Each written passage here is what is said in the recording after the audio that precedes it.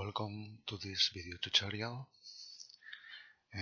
In this video tutorials we will touch some of the things that we have learned during the different units of statistics too. So I recommend you to pause the video and read carefully the statement, and then after that I will develop the solution. In this case, we are interested in computing a confidence interval for the case of the variance. We know that we have a relationship between the sample variance and the sample population, and this is a chi-square distribution. But this is only in the case that we are sure and we know that the random variable that we are analyzing is normal. As we know that because the statement states that we have a random variable that follows a normal distribution, we can develop this relationship. So n-1 multiplied by the sample variance divided by the population variance follows a chi-square distribution with n-1 degrees of freedom. So we can compute the confidence interval as two bounds that they are formed by two quotients.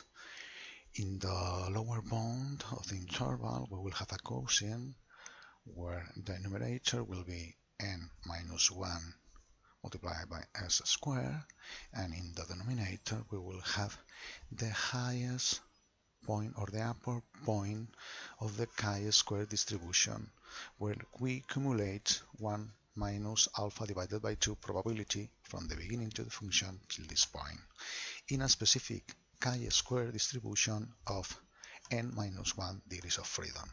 And in the upper bound of the confidence interval, we will have another time a quotient where the numerator is the same information, n-1 multiplied by s squared, but the denominator will be formed by the point in the upper tail of the chi-square distribution, so that point that accumulates alpha divided by 2 probability.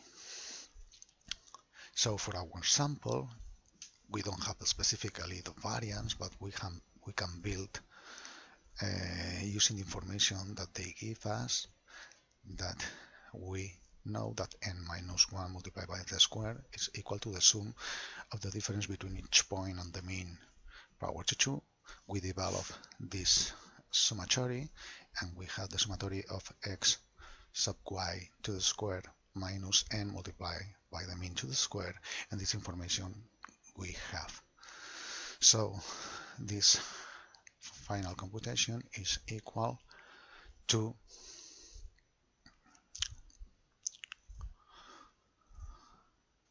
60.9. So now we have the numerator of both quotients for the lower bound and